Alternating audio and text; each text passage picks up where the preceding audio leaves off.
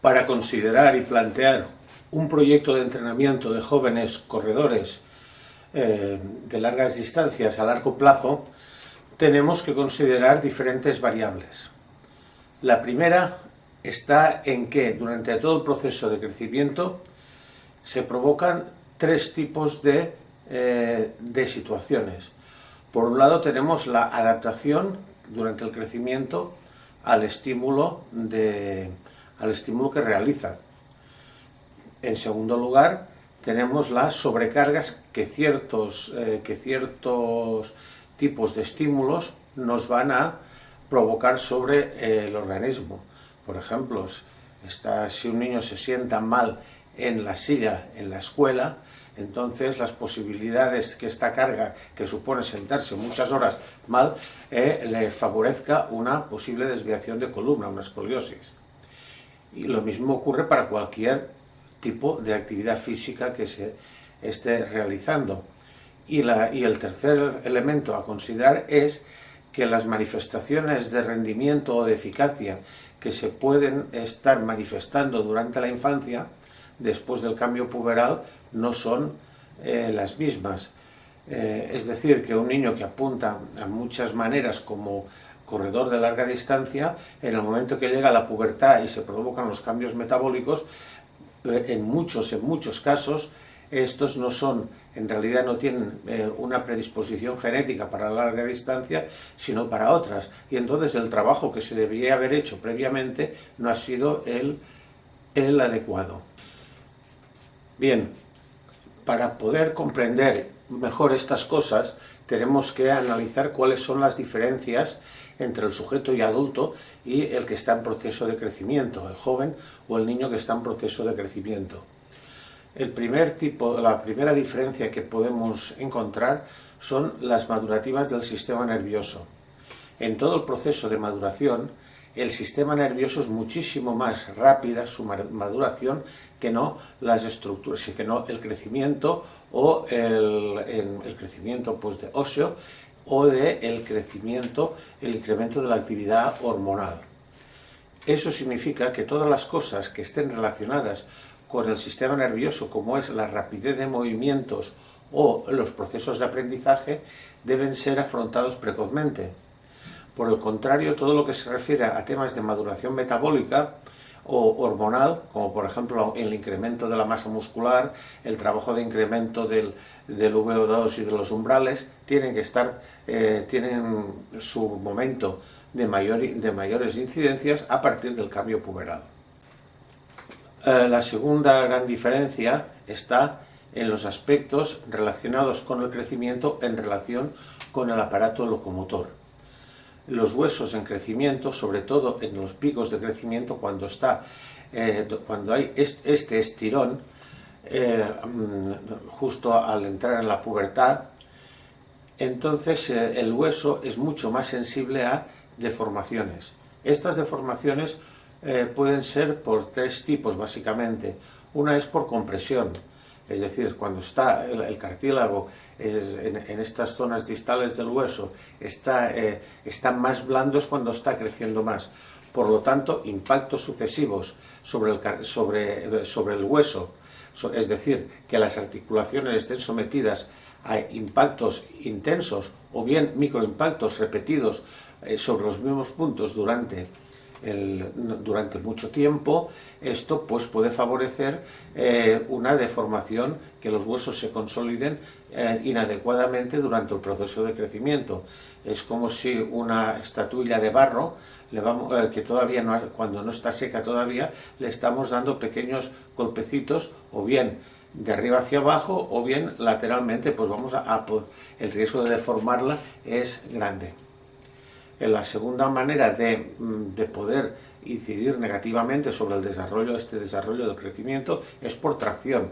Hemos encontrado con casos de que, por ejemplo, un futbolista, al chutar el balón muy intensamente, o un ballista en el ataque de la valla, pues puede haber el tendón tira muy fuerte de la inserción, y entonces puede haber arrancamientos óseos, es decir, deformaciones por tracción, o sin llegar al arrancamiento, que por ejemplo muchas repeticiones del tenis que estamos lanzando el brazo lateralmente antes del golpeo, pues elonguemos más un brazo que el otro. Y la siguiente alteración puede ser por tracción. Es decir, que un apoyo inadecuado del pie, porque tengamos la bóveda plantar caída, que nos provoca unas rotaciones a nivel de tibia o nivel de fémur, pues pueden terminar no simplemente con una rotación de la articulación, sino con una torsión de la estructura articular.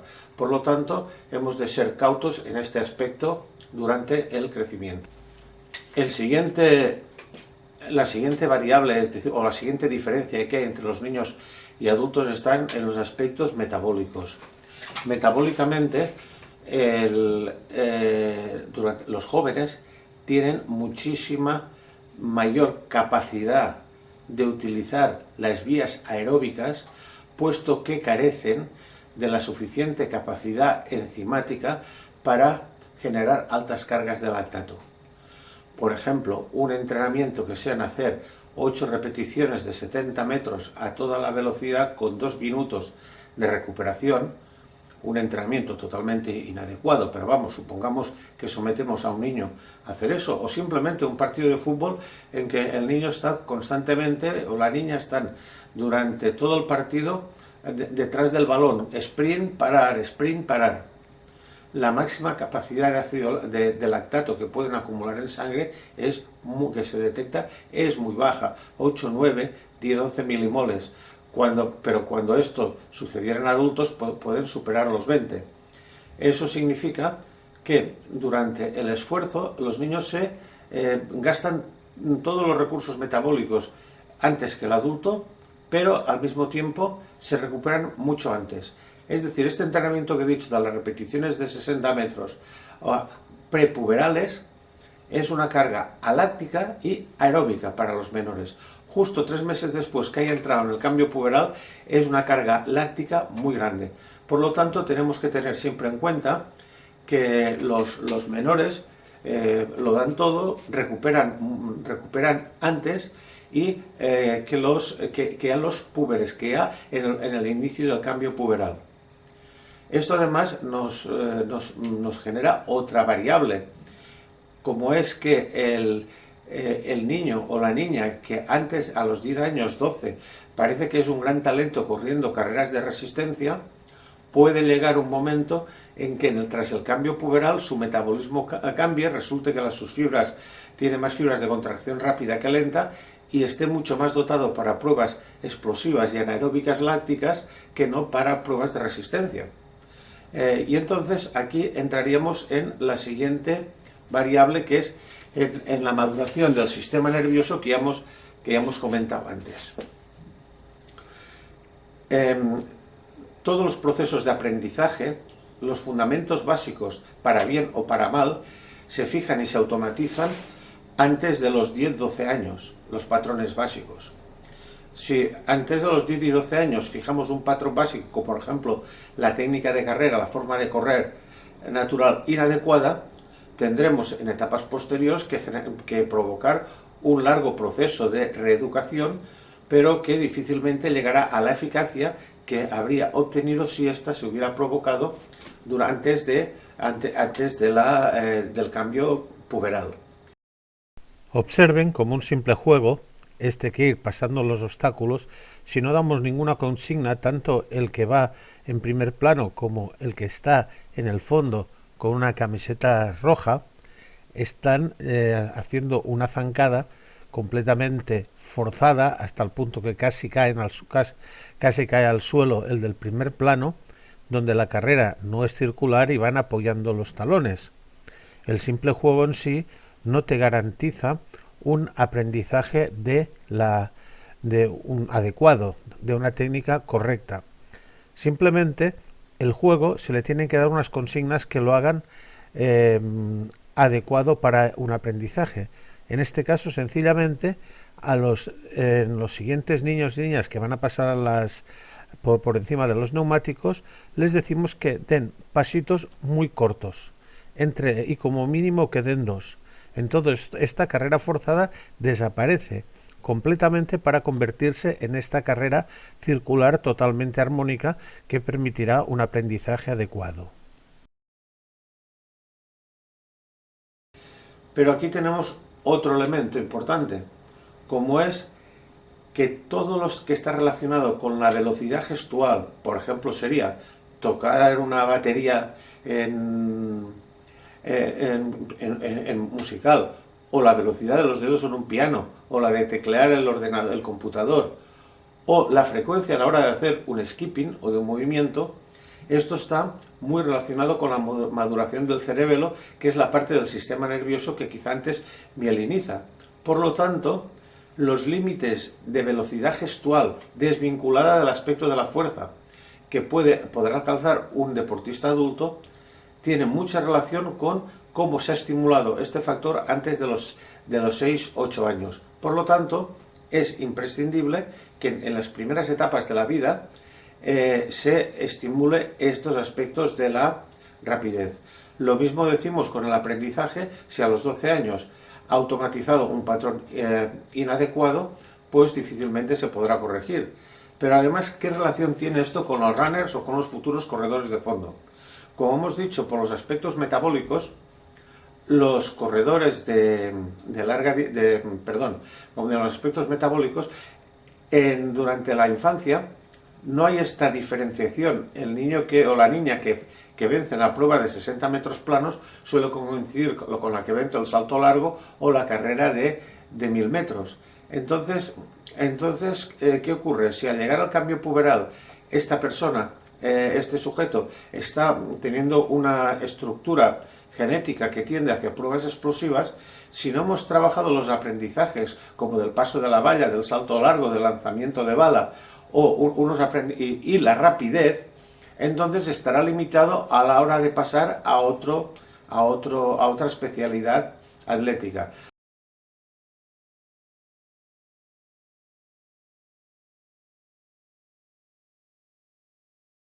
Esto es mucho más importante tenerlo en cuenta por cuanto el entrenamiento específico, es decir, el modelo de adulto aplicado a los niños, aparte de provocar, de no estimular adecuadamente los factores que son prioritarios, a largo plazo no provoca mejoras. Es decir, es mejor para el futuro de un maratoniano potencial que hasta los 13 años entrene como un velocista, que se le empiecen a aplicar cargas muy altas, que en lugar de estimular aquellos factores que son determinantes durante los años del crecimiento, como es la reactividad, la técnica, la velocidad, el trabajo del pie, este incremento de trabajo de potencia aeróbica básico tampoco tendrá a largo plazo incidencia sobre el rendimiento. Recordemos atletas como Mo Farah, que hasta los 14-15 años jugaba al fútbol y lanzaba jabalina, o otros como el que fue campeón olímpico en Barcelona en los Juegos del 92, Fermín Cacho, que jugó a fútbol hasta los 15 años. No tuvieron problemas ni uno ni otro para estar en la élite mundial durante años.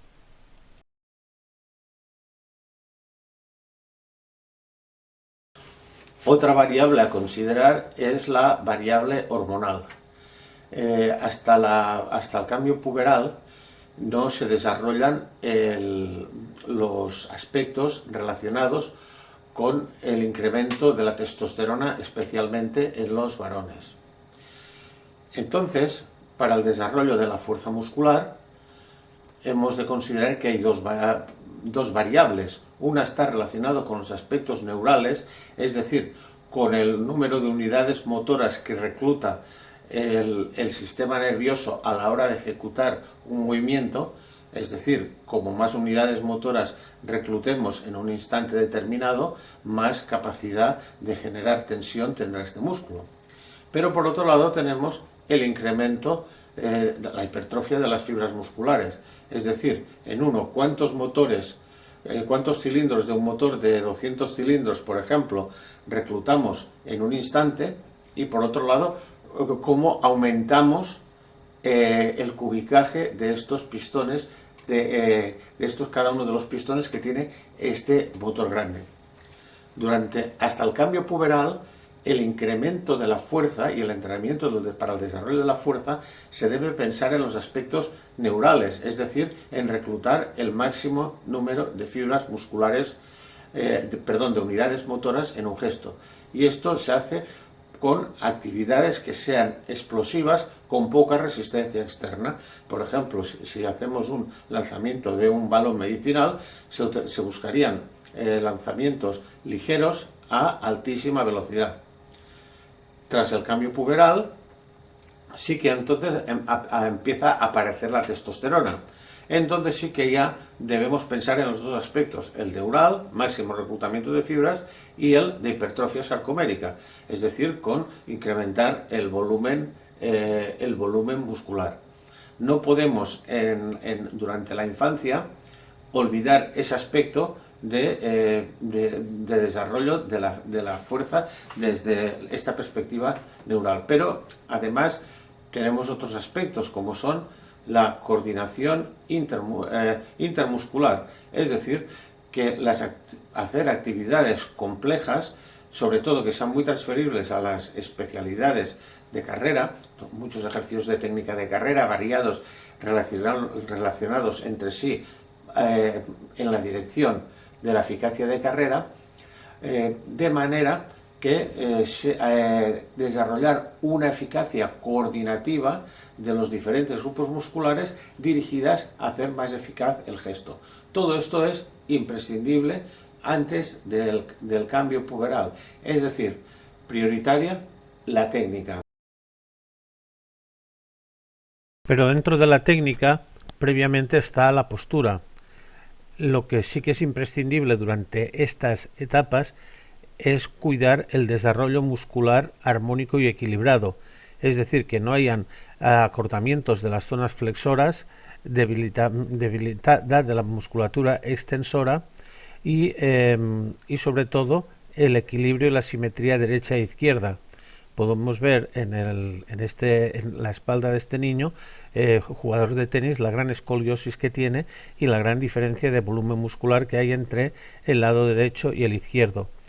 Todos estos ejercicios de core, de fortalecimiento del tronco, de mantener una postura erguida tanto en situaciones estáticas como dinámicas, es imprescindible llevarlo a cabo ya sobre todo en los periodos que entre en la prepubertad, justo entre los 9 y los 12 años. Una vez hemos pasado, llegamos al inicio de la pubertad, es imprescindible, principalmente en las mujeres, realizar actividades de fuerza máxima. ¿Y cómo realizaríamos actividades de fuerza máxima? Pues con sobrecarga corporal o con ejercicios que tengan una exigencia de generar una máxima tensión en el músculo. Esto no significa que nos tengamos que cargar sobre las espaldas 200 kilos, ni mucho menos, simplemente subiendo un escalón que está muy alto y tiene que esforzarse al máximo para poderlo subir. Pero además esto, ¿qué importancia tiene? Principalmente en las mujeres, en las chicas, este trabajo de fuerza, exigencias máximas de fuerza justo antes de la menarquia, antes del cambio puberal, nos va a exigir que se utilice muchísima más grasa para este tipo de trabajo. ¿Por qué?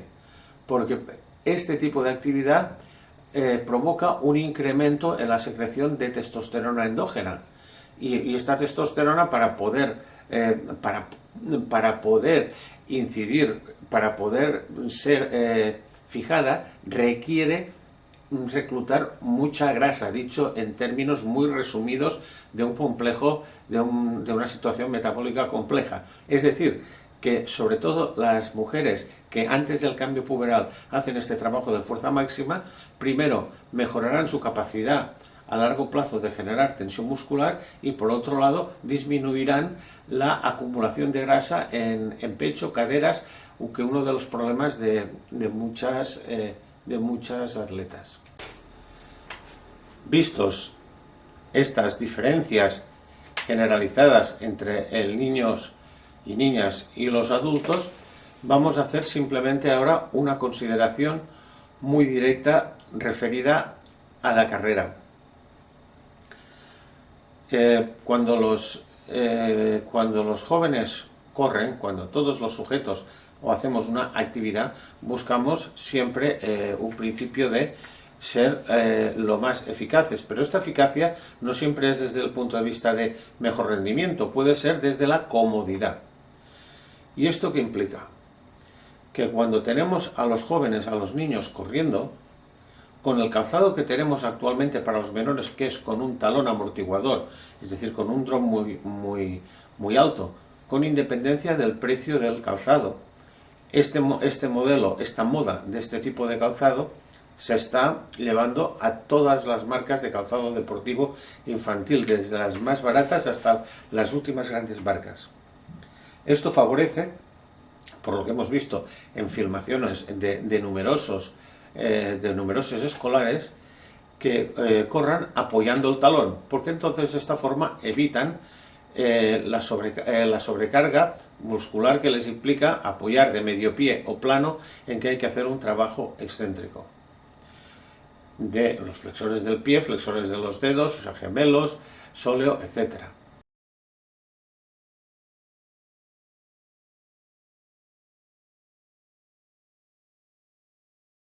Este apoyo generalizado de talón no se da solamente entre los escolares. Aquí vemos en campeonatos de cierto nivel de categorías de menores como los mejores del país están un número muy importante impactando de talón, algo que no se ve en una final de un campeonato del mundo, en los Juegos Olímpicos, entre los mejores mediofondistas y fondistas.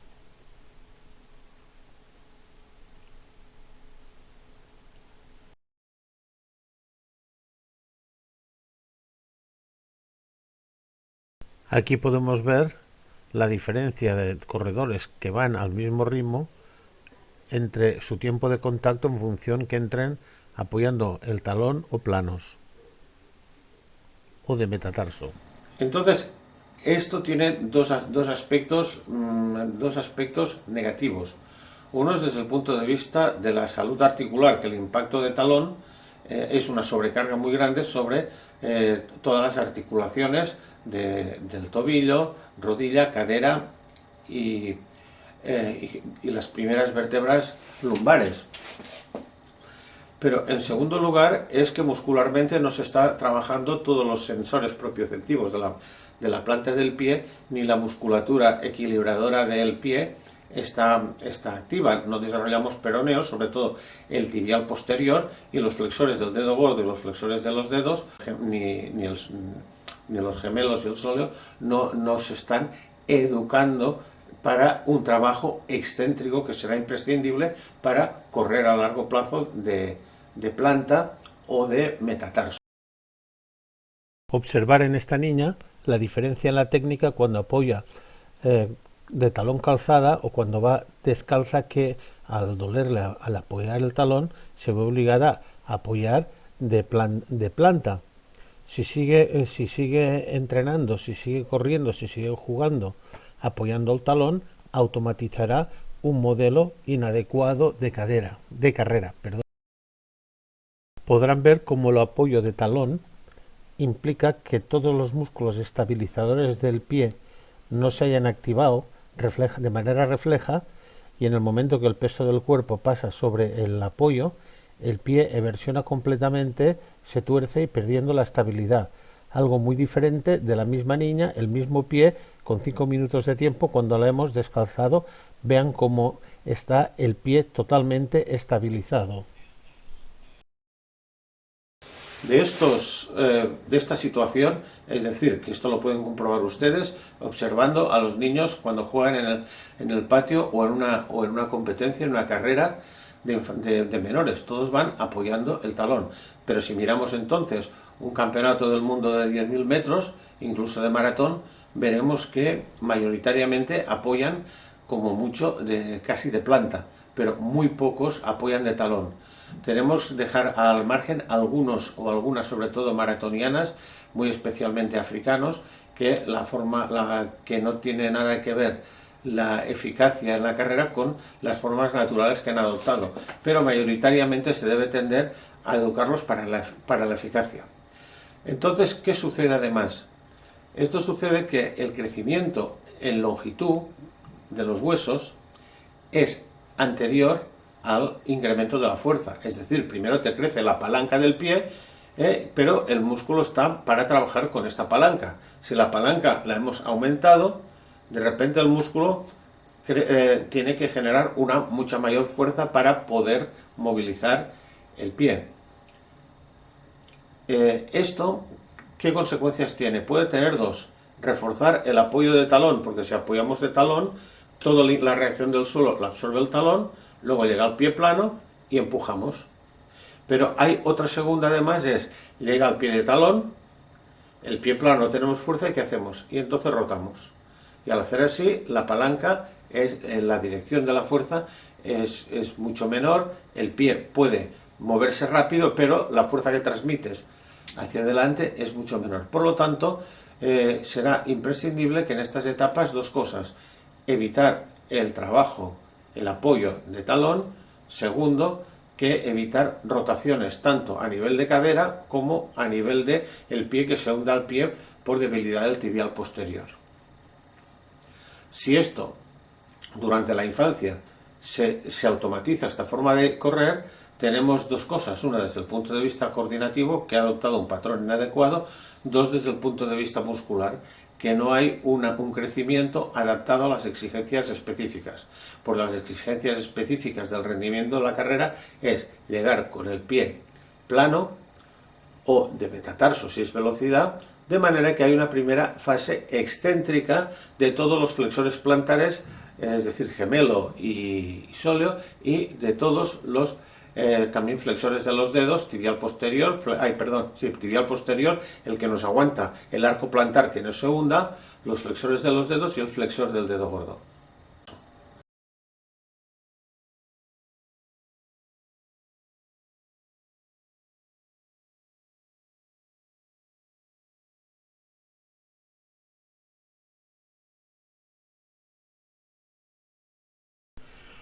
Todas estas alteraciones se automatizan, y cuando los atletas, desde velocistas hasta maratonianos, llegan a la categoría absoluta, incluso como en este caso atletas que llegan a la élite mundial, estos patrones de carrera perduran.